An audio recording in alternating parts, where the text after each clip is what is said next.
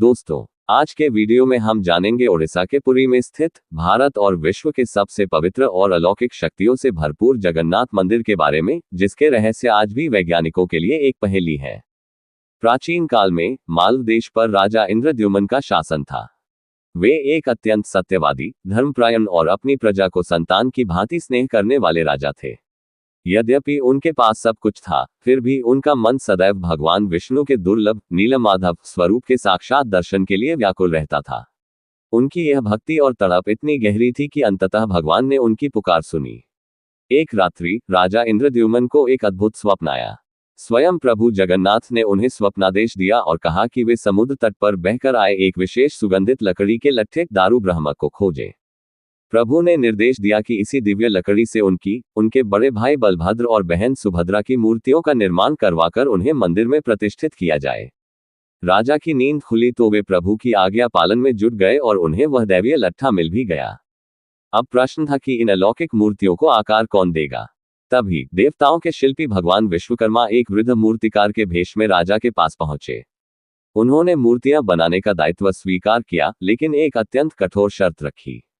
शर्त यह थी कि वे एक बंद कक्ष में 21 दिनों तक अकेले कार्य करेंगे और इस दौरान कोई भी किसी भी परिस्थिति में उस कक्ष का द्वार नहीं खोलेगा, अन्यथा वे कार्य अधूरा छोड़ देंगे। राजा ने शर्त मान ली। कई दिनों तक कक्ष के भीतर से छेनी और हथौड़ी चलने की ध्वनियां आती रहीं, परंतु 14 दिन बीतने के बाद अचानक अंदर से सभी आवाजें आनी बंद हो गईं। राजा की उत्सुकता और चिंता बढ़ गई। अंततः रानी के आग्रह और अपनी व्याकुलता के कारण राजा इंद्रद्युम्न ने धैर्य खो दिया और शर्त तोड़ते हुए द्वार खोल दिया। अंदर का दृश्य देखकर वे स्तब्ध रह गए। वृद्ध मूर्तिकार वहां से अंतर्ध्यान हो चुके थे। कक्ष के मध्य में भगवान जगन्नाथ, बलभद्र और देवी सुभद्रा की मूर्तियां तो थीं, लेकिन वे अधूरी थीं। उनके हाथ और पैर पूर्ण रूप से नहीं बने थे। राजा को अपनी भूल पर गहरा पश्चाताप हुआ।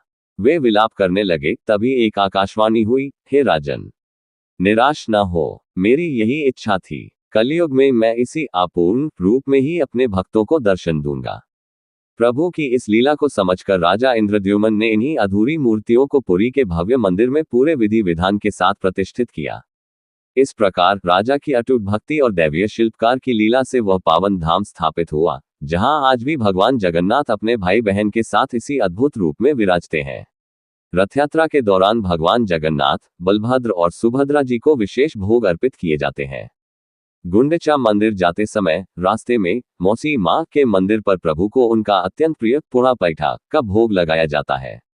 इस पावन अवसर पर भक्त महाप्रसाद ग्रहण कर खुद को धन्य मानते हैं। दोस्तों, आशा है कि आपको भगवान जगन्नाथ देव की यह पावन कथा पसंद आई होगी।